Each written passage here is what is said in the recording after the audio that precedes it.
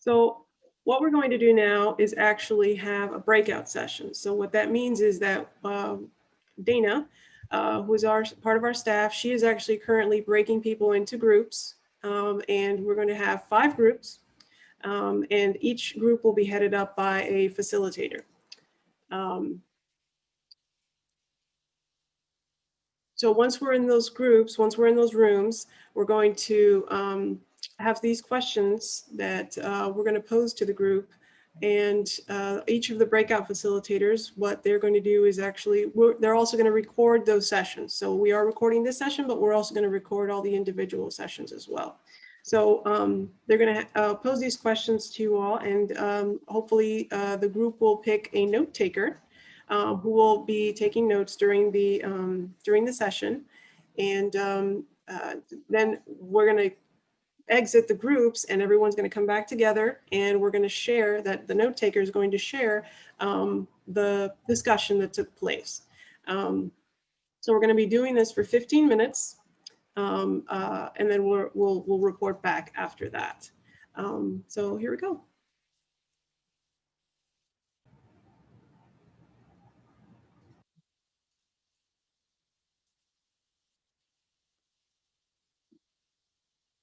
Good evening, everybody. Hopefully everyone can hear me.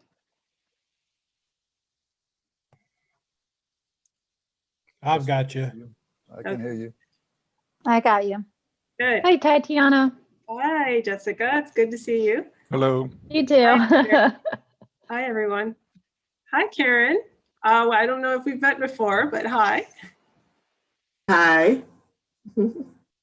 All right, so we have some questions that we wanted to share, and just wanted to generate some discussion with you all, and then we're going to at the end just come out of the groups and just share some of those thoughts and questions with the larger group. So let me just put the questions back up on the screen for you all.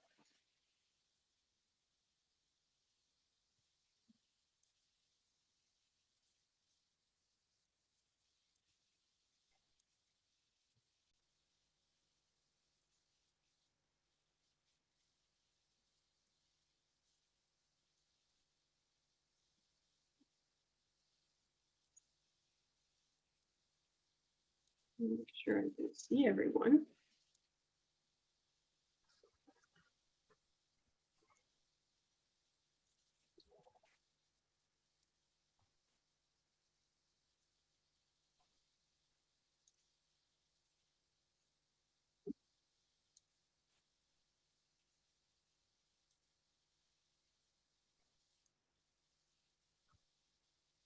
I feel like I need more screens.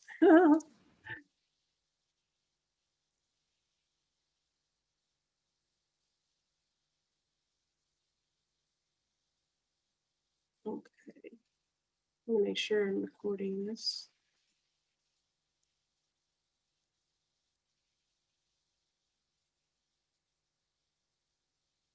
Yep, good, we're recording.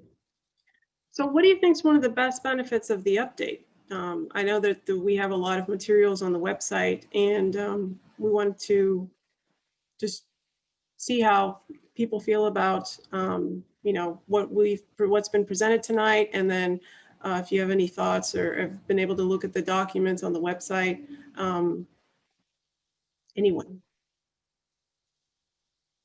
Well, let me get you started with the fact that it's good that we've had a chance to return to the idea of the downtown focus that we never really got back to from the first community plan effort.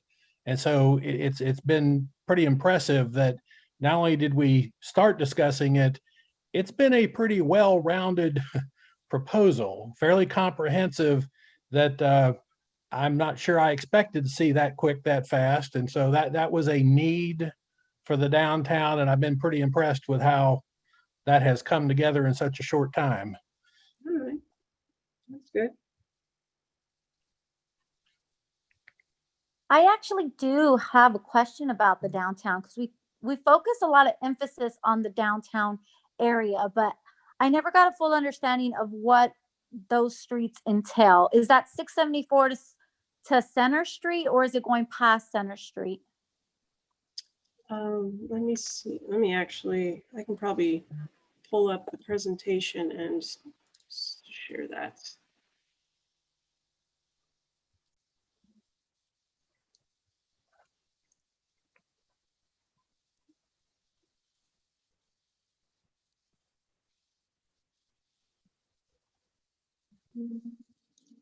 Yeah.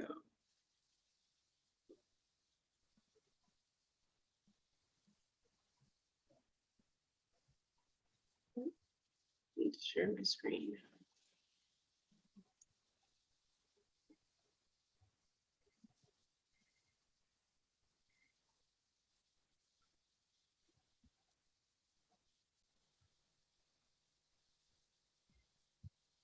There we go. Can you all see that? Yes. Okay. Yeah, so this would be the downtown area right here. And it looks like that the boundary is right on North Street.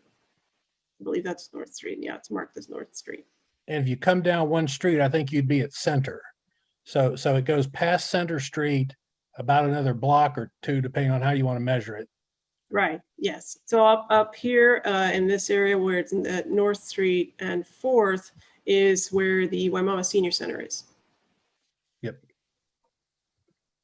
And then that's starting from the government district down east. Is that right? Right, so Yes. here is the west boundary here of the main street. Yeah, and then that's the government district, which is where the post office is. Yeah, I do have a concern about that area there, because I know when we last spoke about the government district, you had stated that you circled out those couple of blocks because the post office was there. But there are residents that live within that block, not necessarily the residents that own homes that belong to the church property, but residents that have been there for 20 plus years behind 674, actually on Center Street. I don't understand why the government district wouldn't be closer to the fire station on 674 in the WBR2. Since it's my understanding that the post office is actually leased and not owned. I kind of feel like the government district there runs a risk of displacing those longtime residents. I was reading the definition that you stated about government district, and I do not see where it says it could be used for future for residential. And so I'm kind of concerned that that eminent domain could come into effect in the future for those residents that have been there for a long time. Okay.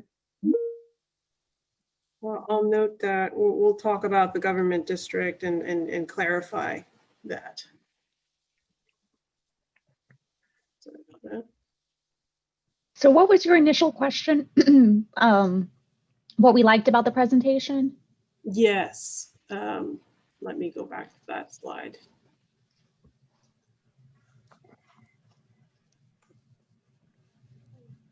There we go. So what do you think is one of the best benefits of the update? In terms of update, do you mean the like Wimauma update as a whole, or like this session's update? As a whole, the community plan update, or what's being proposed for the WVR2, and just the entire. Okay.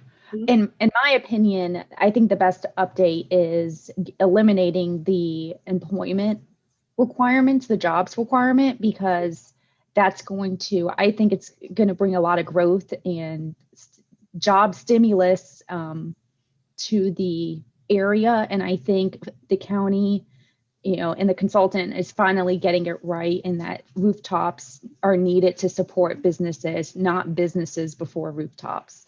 So I'm really excited to see that. And I really hope the council or the commission keeps that intact. Okay. And because Karen asked a question about that on chat, let me just add that in response to Karen's question about why was that being removed, it has proven to be somewhat unworkable, if not illegal. And the if you read the market report from the consultant who did the demographics and marketing, he explains why it's really not the way to go. And I think between the market consultant and the planning professionals at USF, they've determined that community benefits are probably a better tool for community development and betterment. And that's why, at least from my perspective, as we've watched it be pushed away, is why that happened. And I know Karen had asked that question. So in response to that, with community benefits, using community benefits, is there a likelihood that there would be provisions for workforce development strategies? And going to the previous statement, for people that live there and like to work close to where they live, depending on the types of businesses that would locate there, are they going to bring employees from other places, or will there be incentives through community benefits for supporting hiring locally within the community? You know, for example, in suburban communities, oftentimes people that make more than a living wage want to live near a school, right, that will support the kind of education they want for their children, and have the ability to make those choices. And so in having some provision for workforce opportunities from within the local community as well, could ensure that those that currently live there are not displaced, but it also provides opportunities for growth within that community and the likelihood to afford some of the affordable housing opportunities. So it connects back to the rooftops. Let me just add, let me say something to that. You got to remember, if you go back to the original community plan, that's one of the reasons WVR2 was created, so that instead of having small little pockets of disparate,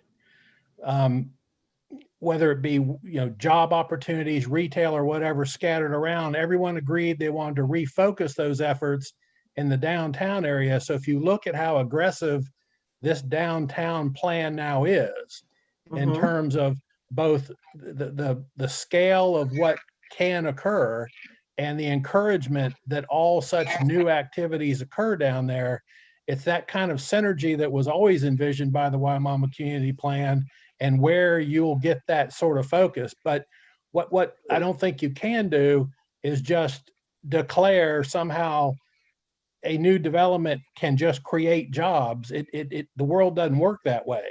So I don't disagree that if there are some strategies that someone can propose that is a benefit, or some sort of a cumulative co-op or funding for workforce things, that's one thing. But the backbone of this Wimauma plan was to simply try to rebuild and revitalize downtown Wimauma, including the new consumers that would be the new residents around it, and try to have it sort of bring itself up with those new job opportunities. Okay. Thank you.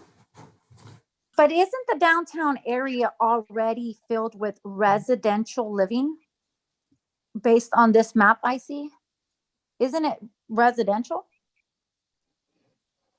Yes, there is residential in the downtown area.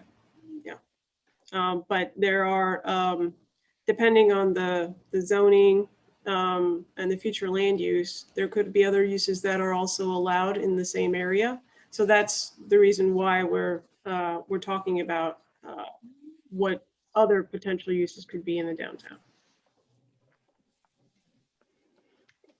And you have to remember, this isn't even if it was adopted today, this isn't happening tomorrow in the community. It's a long range planning document. So over time, as businesses want to move to Wimauma because the demand is there, because all these people have started moving there, they will slowly move into the downtown area, and it'll probably be revitalized and redeveloped, and hopefully get some multifamily in the downtown area. Right. because one of the identified problems was much of the housing in downtown Wimauma is substandard. And so there was a replacement strategy always envisioned. And sometimes replacement doesn't happen right on the same lot, or you don't necessarily want to replace an old mobile home with another mobile home there.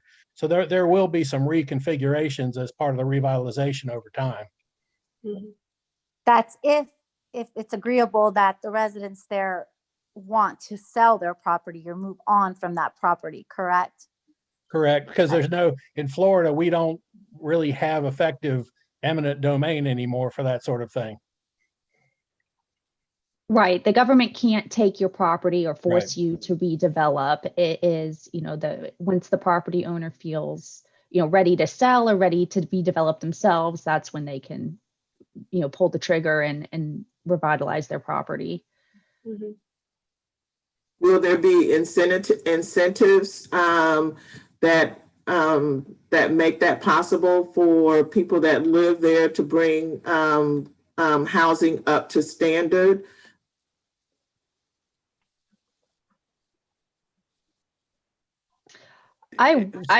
To my knowledge, that's not part of this plan because that's just beyond the scope of a planning document. But I believe the county has like SHIP loans, rehabilitation, forgivable loans for those types of purposes. But that would be the county's affordable housing department could probably answer that question more thoroughly than we could in this breakout session. Right.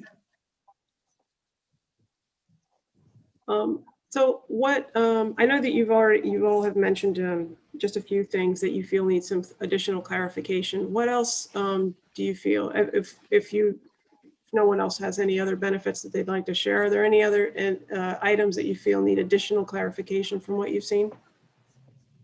Well, I'll also add the affordable housing is a benefit. I think that incentivizing affordable housing is a really big need in the area. Not everyone who needs affordable housing or falls within that income range wants to live in a city or in a multifamily. So I think incentivizing single family affordable housing is a great move. And then in terms of additional clarification, I think, we're done in 60 seconds. I think that the community benefits, I'd like more clarification on what those mean, and how the Planning Commission would interpret those provisions. Okay. Because if a revolving loan fund for revitalization were possible as one of the community benefits, then it might answer Karen's question of, in addition to government programs, might we even have a more local program that everyone works through or towards to get things actually changed? That's a great idea. Yeah, I think that's a great idea. And, CDBG and even with microloans for, I like the idea of the Main Street and the Main Street character. And community. So we can get a lot of community benefits from these developments. I would just agree. Moving away from, there was that component of the old plan. That component of what some may say was part of the old plan, I don't think it was an issue and isn't doable.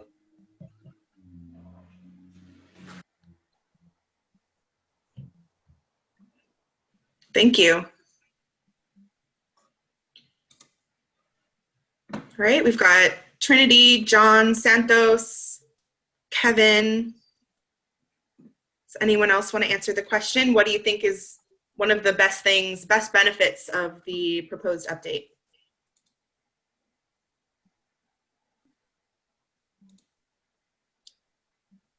Since we're not getting a whole lot of input, one other item, the whole idea originally behind the plan was to deal with the downtown issues that had not been addressed in the downtown.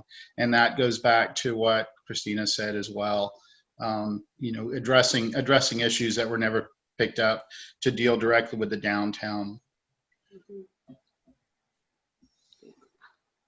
And I'd like to comment. I'm John Frierson. One of the best things that I see about the planning, is that it's going to change and update some infrastructure in Wimauma, which is badly needed. At least on the side where I'm always, everybody is still on well water, undrinkable well water at that, and transportation issues. Always seeing people trying to get at least to 301 or down to 674 so that they could find a bus or something. So I think the plan will address some of those type issues.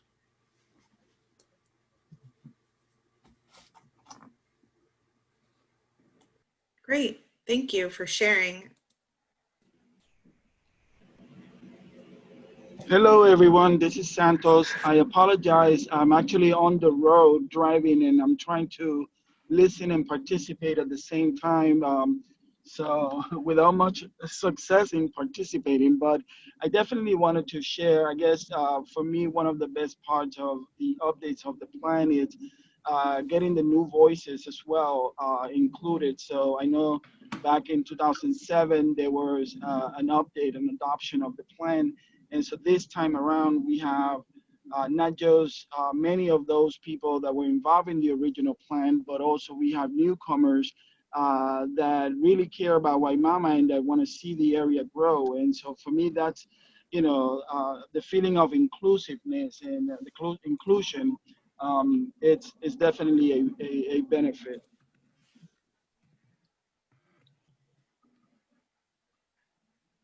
Thank you for sharing, Santos. Even while driving, drive safely. Anyone else? Yes. Hi, this is Trinity Miller. I am actually a staff member for Affordable Housing Services. So I really joined this meeting tonight, one, to get a sense of best practices for how to conduct these, and two, because as Santos and Mr. John would know, I do participate in a few meetings with the Wimauma community, but I am going to take a step back from participating today and let the community members speak up a bit more. Thank you for that, Trinity.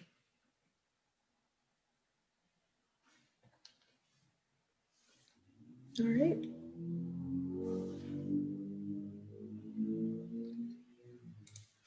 What do you think is one of the best benefits of the update? Anyone else? We have a couple more minutes on this question.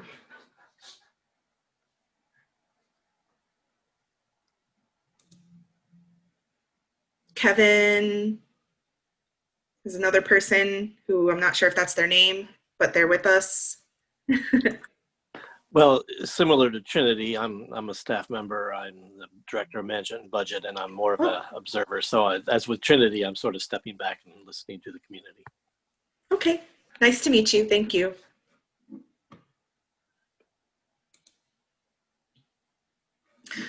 All right, well, we can always come back to this question.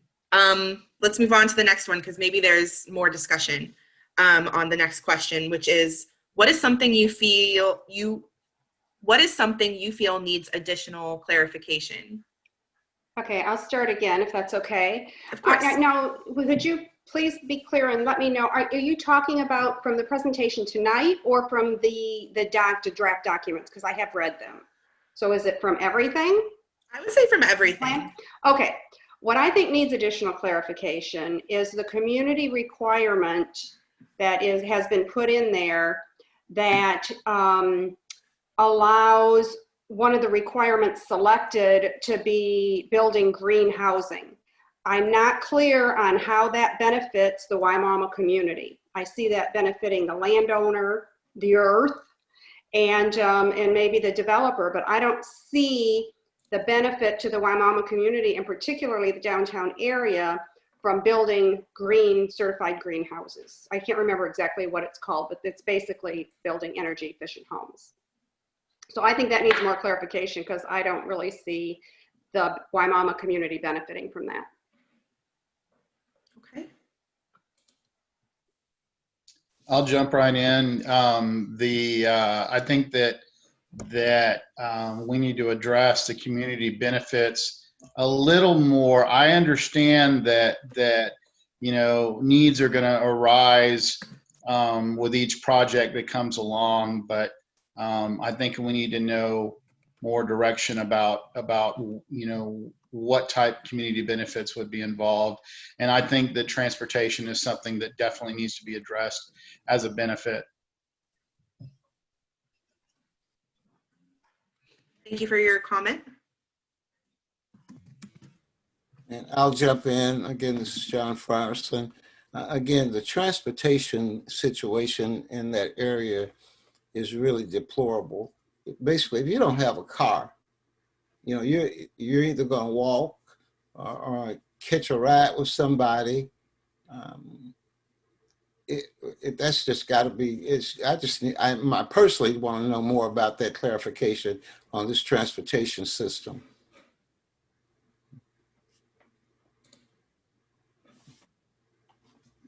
Definitely. Maybe is there anything in particular about the transportation system that you would like to see more consideration of, or that you need any clarification about? Well, the one thing that I look at when I became involved in this community, I noticed that this planning has been going on since 1967. And I don't see, I wasn't here in 1967, but the time I've been here, I'm not seeing very much change in the area, at least that I'm in, or spend the majority of my time, and that's from 301, 674 back over to Bossa, that area in there. I just don't see any changes since 1967. So my question is, why hasn't the affordable housing initiative been implemented? 1967? It's a good question. And for the record, the questions that we're asking right now will go to the project manager and will get answered later and will be addressed. I cannot respond to them right now. That's just the rules. Is there anything else folks want to contribute about what you particularly like about the plan as proposed, or something that needs clarification? We have. Hi, this is Yes. Santos again. Yeah. Great. So one of the things that we have been doing, everybody, I think everyone on this group knows I work with Enterprising Latinas, and so we have been meeting for a year and a half, to campaign on the changes for the downtown area. And so recently we have been more involved in really identifying some of what those benefits should be. And one of the things that I think I took away from our last meeting was that those benefits need to be more clear.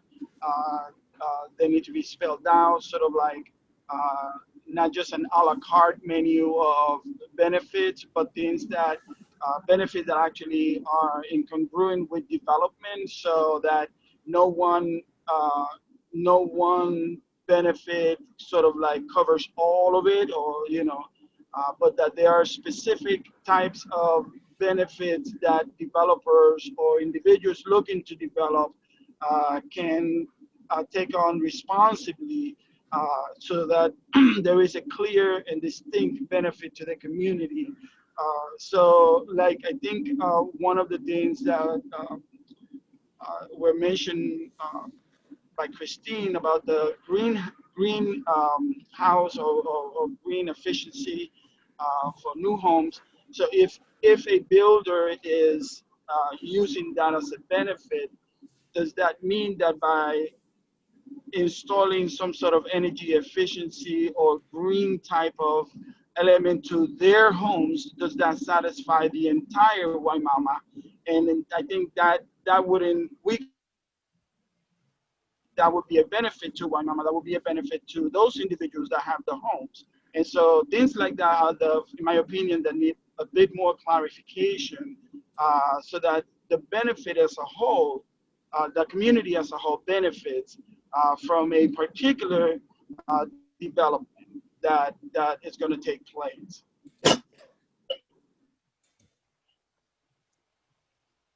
Did you get all that, JP? It's a good. Go ahead.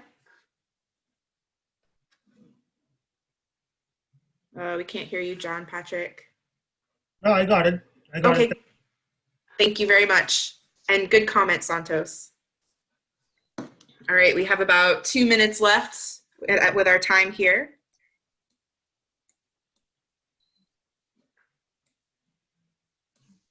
Do we have another question we've got to cover? It's just these two. It's pretty much, you know, what's good, what's not good, in your opinion.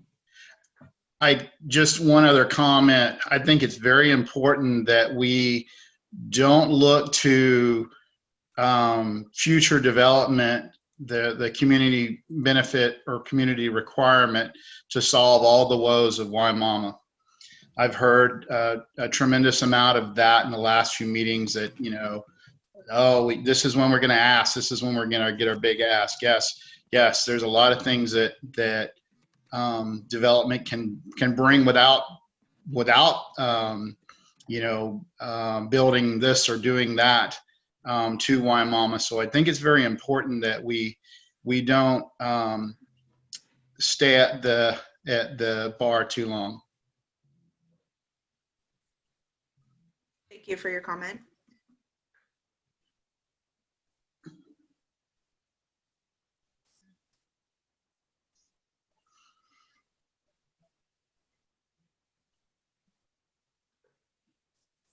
I keep looking at my timer. Sorry, I'm like also the timekeeper. Any last thoughts? Thank you all so much for your participation. Going to stop sharing my screen.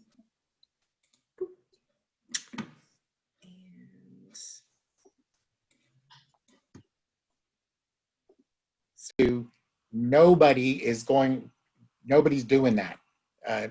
It just won't get done if we don't. And dealing with the folks with an even lower income, we're concerned about that, but you know, we're fighting to get even prior to, we need the affordable housing density bump up. Yes. So hopefully we can get lots that are less expensive, because if not, then we're paying a huge amount. I don't even know if we can do it at all.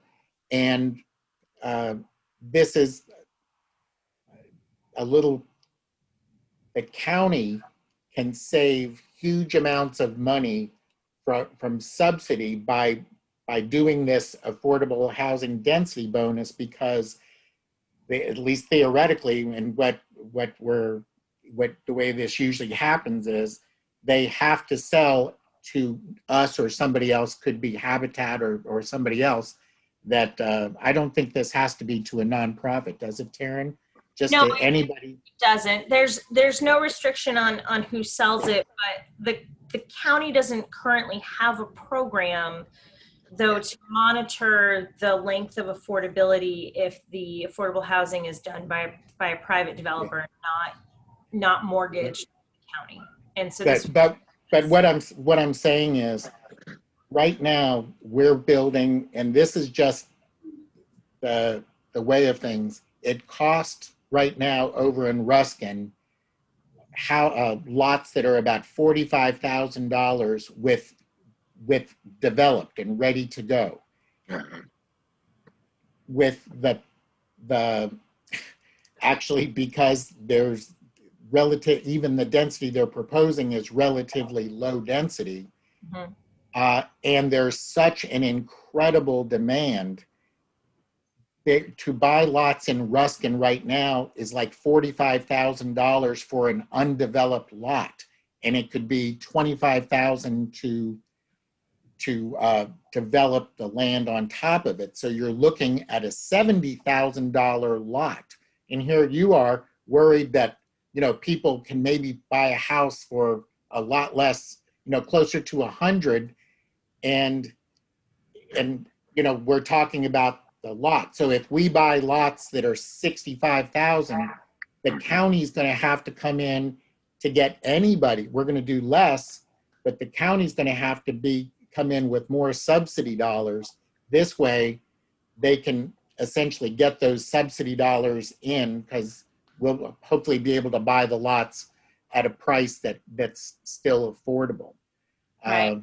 But Samuel, we haven't forgotten, there's just so much to be done. And what we're trying to do is do the part we do. And if we're doing that, I'm looking for land in Wimauma right now. I've been in touch with Enterprising Latinas. I've been doing and we really want to do some sort of, even small rentals and things like that, so that there's a diversity, because I say this all the time, land or affordable housing is a continuum. It's a spectrum. It's not just one kind of thing. What we do with this USDA is generally single family, detached homes, but that's not all we want to do. We want to do more, but we have to have the density and that affordable housing bonus. And if we could get the density higher, there's just more available, because it then lowers the cost even more for the land. So but generally, if you can, everybody we sell to is below 80%, and that $700 to $900 mortgage that they have all in is a tremendously low. You can't find that anywhere. Yeah. Right. So Cami, do you have any questions or things to add? I mean, we just talked about a whole affordable housing is a totally separate seminar that we probably all could talk about what's the best way to do it. I had a question about the when you said the county likes to track the affordability for the not-for-profits. How long do they require? I mean, how are they doing that, and how long do they keep it on? Because one of my concerns, especially about the lowest of the low, is we put subsidy on these homes, and we're not able to allow these people the same opportunity to grow their wealth that I might have when I buy my house and I live in my house for 3 years. I sell it. I get all the difference between what I bought it for and what I sell it for.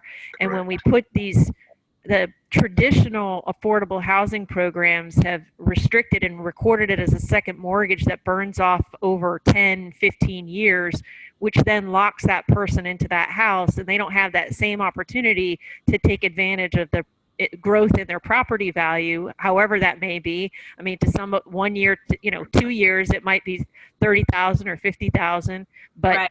That's something that I personally look at all the time, and it looks like we're going to get kicked out of the breakout room. But that would be my question on that. We are, but a good one. And so I would ask, maybe you and Mike even can tag team a report back on this, because these are really important questions, and I agree about the wealth growth and being able to do it. The county establishes a 15-year period right now, but it's for properties that they fund, that they give money towards. There is no way to track what happens through private development. And so, maybe I'm not sure if there's a program that the county can establish so that it's maybe a shorter term, that things aren't totally flipping, but that we can keep, some ratio of affordability within the community. But I think that these are really good comments to bring up. And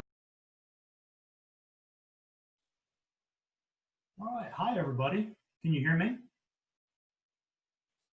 You guys should be able to unmute yourself right now. If you can't, then we need to tell one of the administrators that.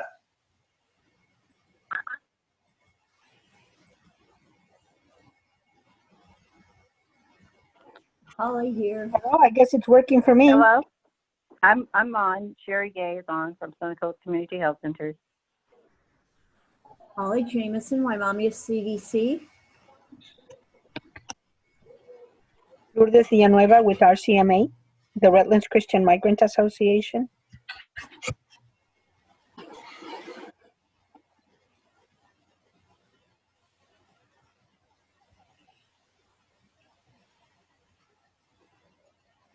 All right, so let me go ahead and grab that PowerPoint real quick. But if you remember basically what it was that Tatiana was talking about is she was asking two questions. Oh, and before I forget, my name is Jay Collins and I'm Planning Commission staff.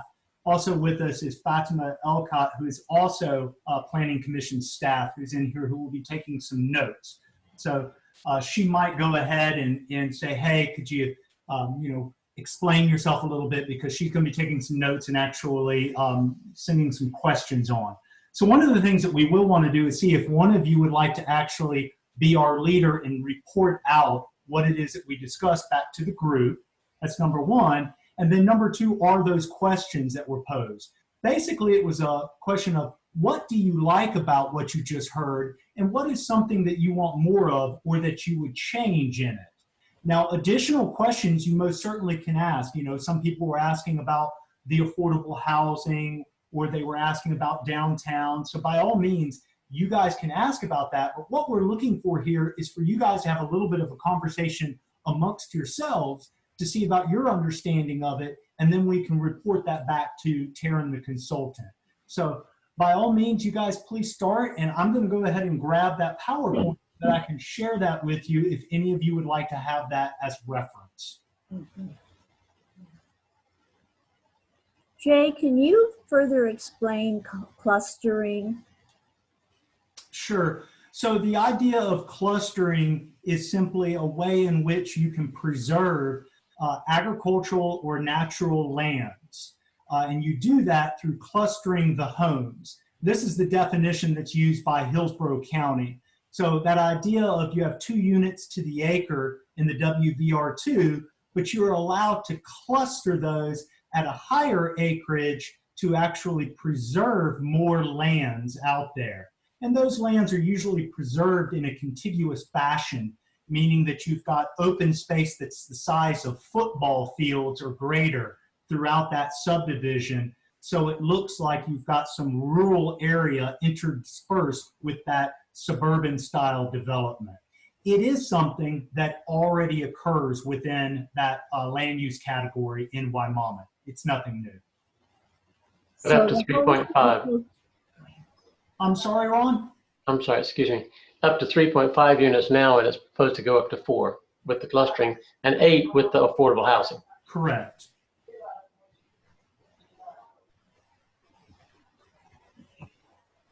So I will be right back.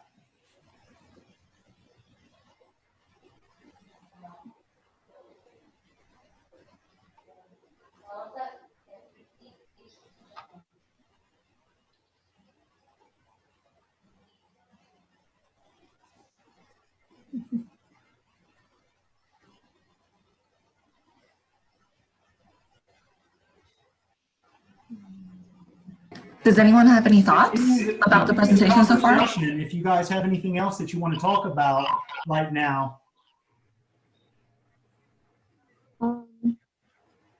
The emphasis on the strategic action plan for downtown, utilizing the assets and becoming advocates. Does anybody have any thoughts on how this group would go about doing that?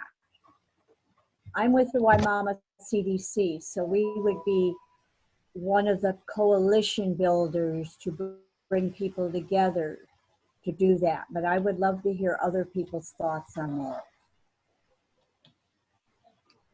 I like having people think like investors instead of like consumers, as far as a culture and an attitude and a a readiness to invest in each other and in the community's shared resources to become more self-sufficient and create jobs and be able to afford to stay in the community by thinking like Thank you. investors instead of consumers, which is very tempting to think like consumers. That's a good way to put it. I like that.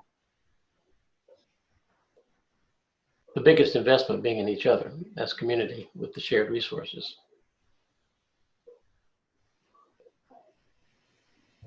This is Lourdes, and I am with our CMA. We provide the early child care program for children of migrant farm workers and farm workers in the area. So for me, I think how would we or who would be supporting those efforts? Because it sounds good, but I think is there going to be, at least for getting started, will there be some coalition, and hopefully will be internal, but will there be some emphasis and programs as to how to ensure that that happens?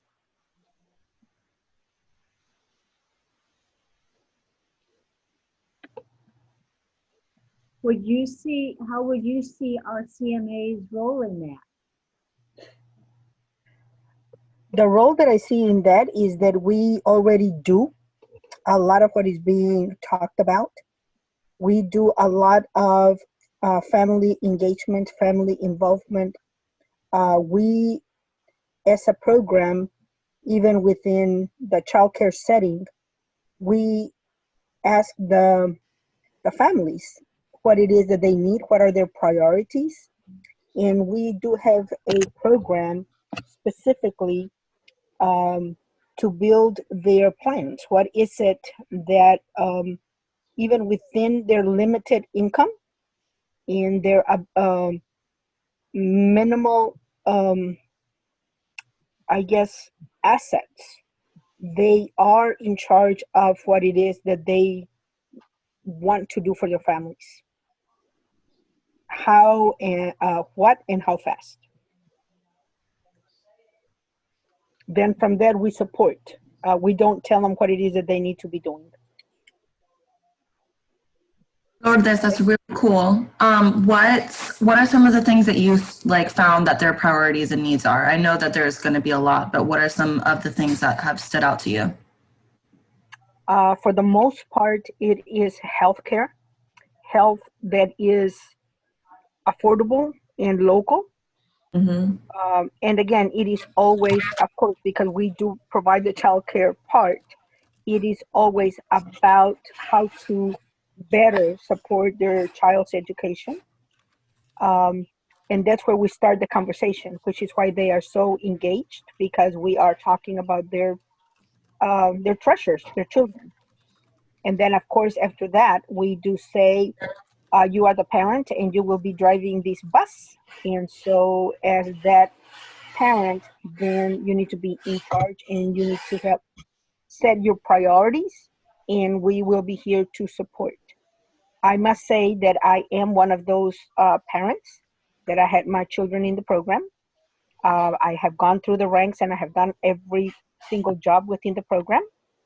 And I am now the statewide farm worker advocate for these families. So I do make sure that even internally we do what it is that we say we do. That is awesome. That is awesome. So I can say I am currently a social worker, graduated from USF. And this is my job, is to make sure that we have more of those success stories with our families. So that's what I would like to see in Wimauma. My very first job working with RCMA was way back when, and it was in Wimauma. Both my husband and I started working with after school programs in making sure that children had a place to do their homework, but then also that we went out because of course there's nothing there in Wimauma. There's of course more now, but to get the resources that families, that everybody else needed to be brought into where we are now. Lawrence, can I ask you a question? Yes, ma'am.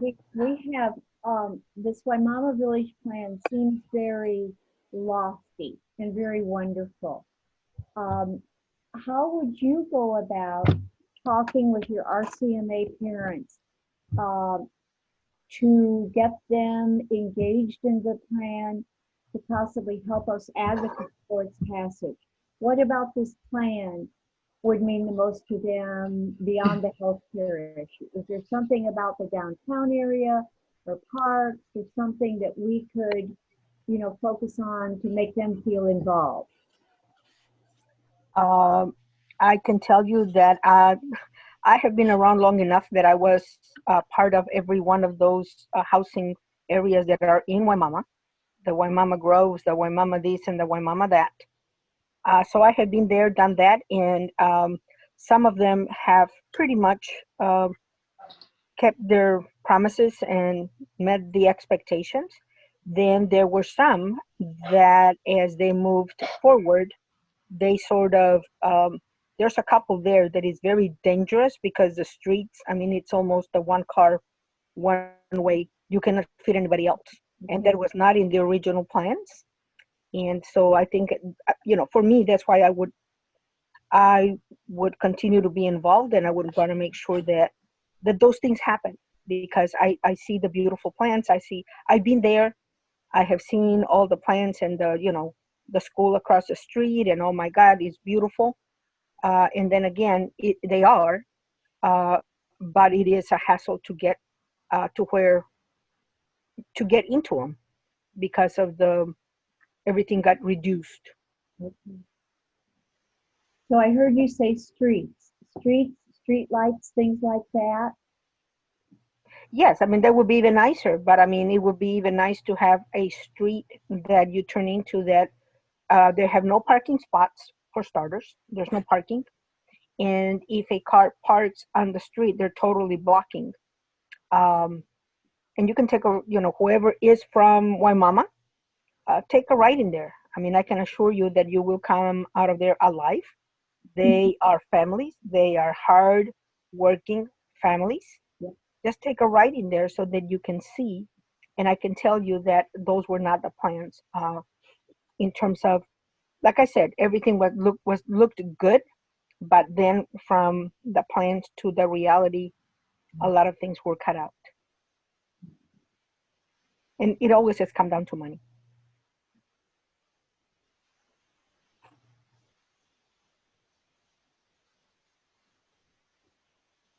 And again, I mean, a lot of that housing is supposed to be farm worker housing. A lot of farm workers cannot afford it. Mm-hmm. So that's why I was glad somebody else asked the question, what is affordable? And is this something that's going to be rentals? Are there going to be opportunities to buy later? Are there going to be those opportunities? I mean, are there going to be affordable places where they can move from being renters to being owners within? Because I mean, people leave not because they want to just move out and go somewhere else, but they are pushed out of too many places.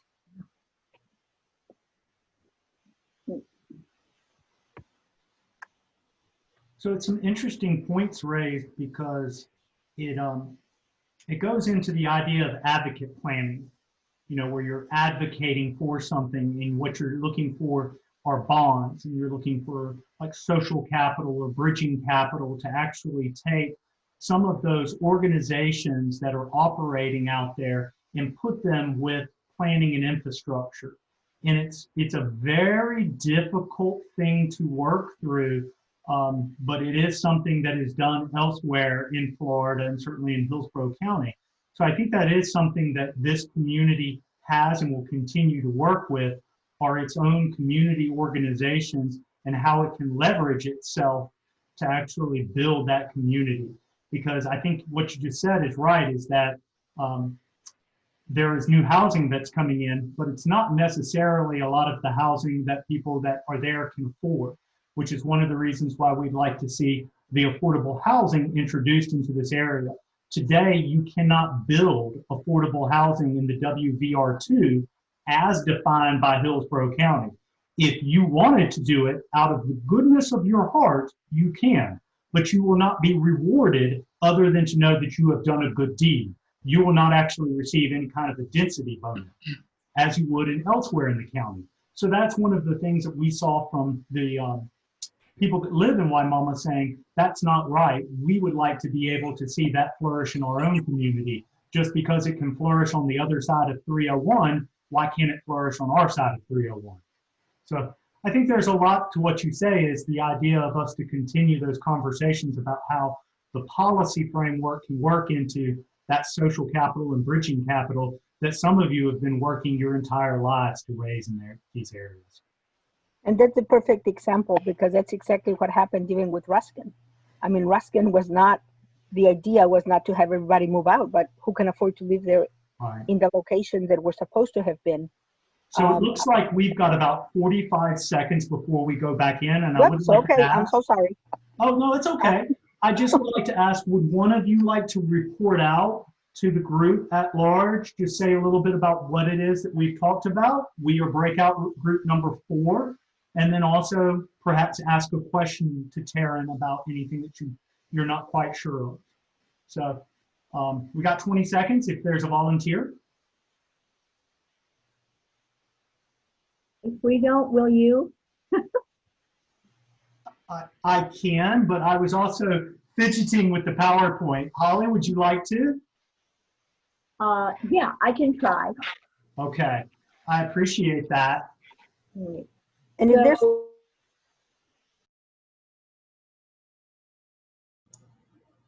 Oh, okay. So looks like everybody's coming back now.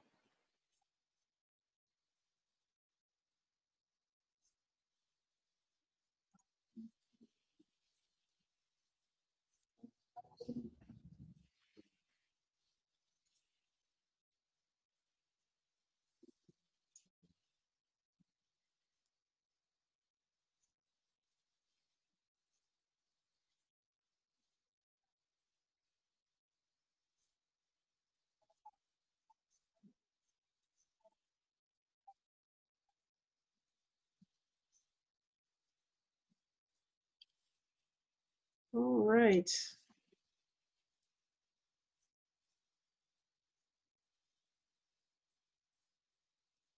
Well, I guess it's time to actually hear from some of our breakout groups. Let's see, who shall we start with?